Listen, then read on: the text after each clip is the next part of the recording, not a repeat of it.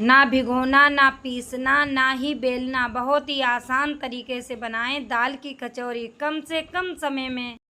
Hello friends, मैं हूँ किरण, cook with किरण में आपका बहुत बहुत स्वागत। तो दाल की कचौरी बनाने के लिए सबसे पहले हमने यहाँ पर 100 ग्राम उड़द की दाल ली है और 100 ग्राम ही हमने चने की दाल ली है। दोनों दालों को हमें मिक्स कर देना है।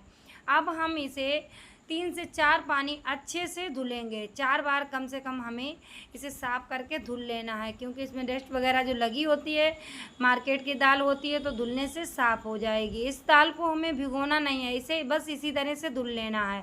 तो देखिए, दाल को हमने अच्छे से साफ़ करके धुल लिया है।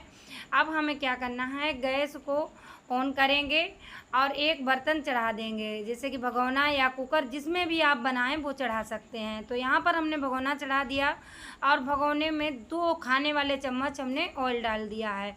बस सरसों का ऑयल हमने यहाँ पर डाला है, आप कोई सा भी ऑयल डाल सकते हैं। अब इसमें 2 तेज पत्ते तोड़ के इस तरह से हम डाल देंगे। इसके बाद डालेंगे एक काली इलायची, खोल करके हमें इलायची डाल देनी है और 3 से 4 हमने यहाँ पर लौंग डाल दी हैं। अब हम इन मसालों को, खड़े मसालों को हल्का सा भूनेंगे और तभी हम इसमें चने की दाल और उड़द की दाल जो हमने धुल के रखी है उसे डाल देंगे और इस तरह से थोड़ा सा आधा मिनट तक इसी तरह से भूनेंगे। इसके बाद हम इसमें पानी डालेंगे।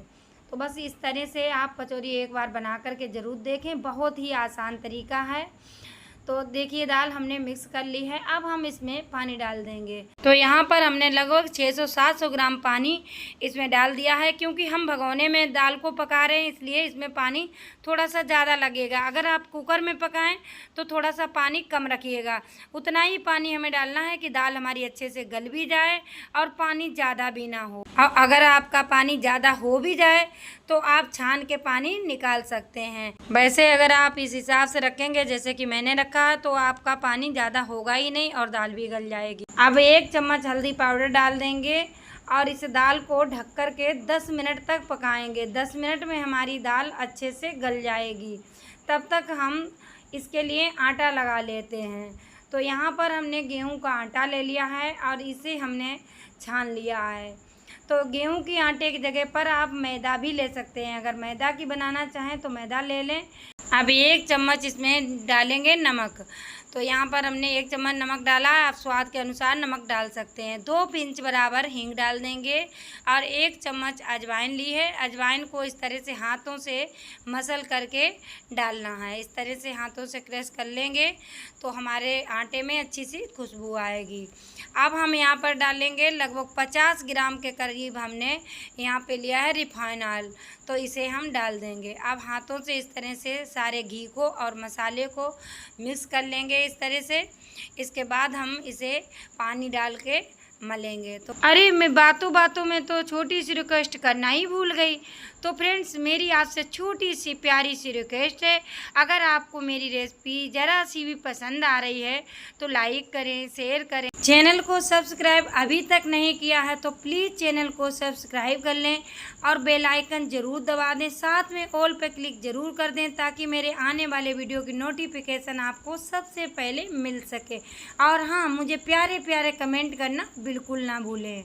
तो बस इस तरह से थोड़ा थोड़ा पानी डालते हुए आटा का हम डो लगा लेंगे, जैसे कि रोटी या पूड़ी का डो लगाते, बस उसी तरह से हमें डो लगा करके तैयार करना है। तो देखिए, इस तरह से सॉफ्ट आटा हमें गूँथना है। इस तरह का आटा होना चाहिए, ना ज़्यादा टाइट है और ना ज़्यादा सॉफ्ट है। तो देखिए, इस तरह से जब उंगली लगाते हैं तो आटा इस तरह से ऊपर को आ जाता है। बस इसी तरह का डो होना चाहिए। अब हम दाल को खोल के देखेंगे तो देखिए, दाल हमारी पूरी तरह से पक चुकी है और इसमें पानी भी जल गया है। पानी बिल्कुल नहीं बचा है। अगर पानी बच जाता तो इसे पानी को निकाल सकते थे, लेकिन इसमें बचा ही नहीं है। तो बस दाल को साइड से रख देंगे, गैस को ऑन करेंगे और कढ़ाई चढ़ा देंगे। कढ़ाई में डालेंगे 1 बड़ा चम्मच सरसों का ऑयल। ऑयल को हल्का सा गर्म करेंगे, तभी इसमें 1 चम्मच साबुत जीरा डाल देंगे और 6 से 7 कटी हुई हरी मिर्च डाल देंगे। हल्का सा इन्हें भूनेंगे। अब इसी में हमें दाल डाल देनी है। सारी दाल हमें एक साथ में ही डाल देनी है। अब दाल को हम 1 मिनट तक इसी तरह से भूनेंगे। इसके बाद में मसाले ऐड करेंगे।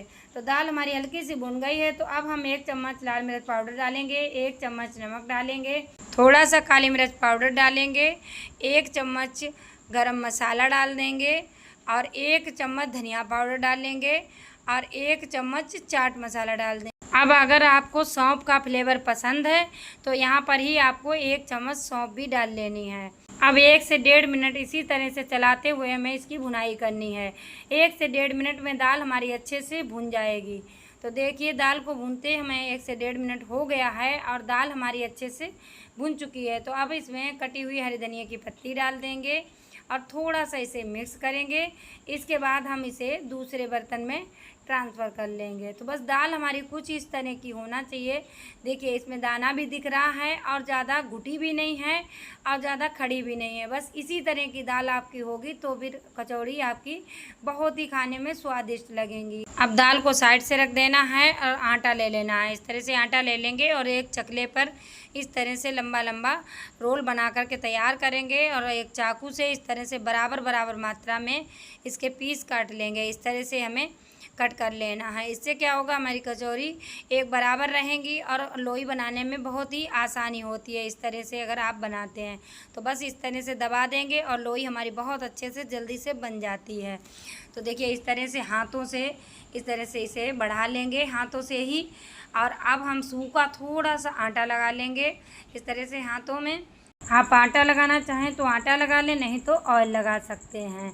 तो बस अब इस तरह से हमने लोई ये बना ली है। इसी तरह से दूसरी भी बना लेते हैं। देखिए इस तरह से हाथों से इसे बढ़ा लेंगे और 2 लोई हमारी बन कर के तैयार हो गई हैं।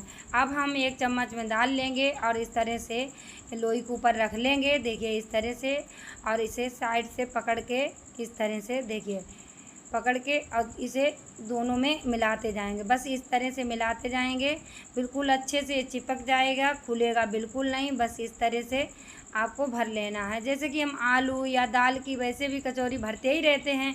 बस उसी तरह से भरना है, कुछ नहीं करना, ये खुलेगा बिल्कुल नहीं। अब सूखा आटा लेंगे इस तरह से और इस तरह से हाथों से ही इस तरह से दबा के हथेली की मदद से और कचौरी तैयार कर लेंगे। देखिए हाथों से ही ये कचौरी हमारी तैयार हो गई, ना हमें बेलना पड़ा ना कुछ। बस बहुत अच्छी कचौरी हमारी बन कर के तैयार हो गई। इसी तरह से आप हाथों से बना सकते हैं। दूसरी कचौरी लेंगे और दूसरा तरीका आपको बताएंगे कि कैसे बना सकते हैं। इसे आप इस तरह से भर लें पहले, इसके बाद इसे आप बेलन से बेल करके भी कचौरी बना जा सकती है। जैसे कि हम पूड़ी बेलते हैं, बस उसी तरह से थोड़े से हल्के बेलन से बेलना इस तरह से। और आप धनिया की पत्ती लगा सकते हैं, यहाँ पे थोड़ा दिखने में अच्छी लगेगी, इसलिए हमने यहाँ पर धनिया की पत्ती लगा दी है। बस इस तरह से इसे बेल करके तैयार कर सकते हैं। इसी तरह से हमें सारी कचौरी बना लेनी है। तो यहाँ पर हम सारी कचौरी बना लेंगे, इसके बाद मिलते हैं।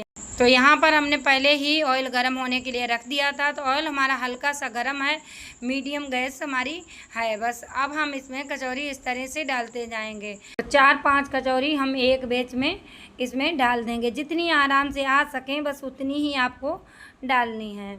अब हम इन्हें थोड़ी देर सेकने देंगे, लगभग आधा मिनट तक। आधा मिनट के बाद हम इन्हें पलट देंगे। एक बैच सेकने में लगभग हमें 2 मिनट का समय लगेगा। 2 मिनट में हमारे कचौरी में अच्छा सा कलर आ जाएगा। तो बस इस तरह से पलटते पलटते हुए हमें सेक लेना है। तो देखिए कचौरी में कलर हमारी अच्छे से आने लगा है और लगभग फूलने लगी है कचौरी। तो देखिए कचौरी में अच्छा सा कलर आ चुका है और कचौरी पूरी तरह से सेक चुकी हैं और फूल भी गई हैं। तो अब हमें इन्हें निकाल लेना है। अब दूसरा बैच भी हम इसी तरह से डाल देंगे। इसी तरह से हमें डालना है। लगभग आधा मिनट के बाद हम इन्हें पलटेंगे। आधा मिनट तक इसी तरह से सेकने देंगे। तो देखिए आधा मिनट हो गया है, अब हम इन्हें पलट देते हैं इस तरह से। अब की बार में हमने 4 ही डाली हैं इसमें और 4 को अच्छे से जगह मिल रही है फूलने की। तो देखिए ये वाला बैच हमारा कितना अच्छा फूला है और अच्छे से कचौरी फूल गई है और कलर भी बहुत ही प्यारा आया है। तो बस कचौरी हमारी ये सिक कर के तैयार हो गई हैं और बहुत ही आसान तरीका है एक कचौरी बनाने का। आप एक बार इस तरह से बना कर के ज़रूर देखें, बहुत ही स्वादिष्ट कचौरी बनती हैं। तो देखिए कितना अच्छा इसमें कलर आ गया है। तो अब हम इन्हें निकाल लेते हैं और फिर सर्व करते हैं। तो देखिए कचौरी बन करके तैयार हो गई हैं। अब इन्हें हम आपको तोड़ के दिखाएंगे। तो देखिए कितनी खस्ता ये बनी हुई हैं। अब इस कचौरी को आप चाय के साथ खाएं, चाहे खट्टी मीठी चटनी के साथ खाएं, चाहे किसी भी सब्जी के साथ खाएं, बहुत ही स्वादिष्ट लगेगी। और बनाने का तरीका बहुत ही आसान है, ना भिगोना है, ना पीसना है, ना बेलना है। इस तरह से बनाएं कम समय में दाल की कचौरी।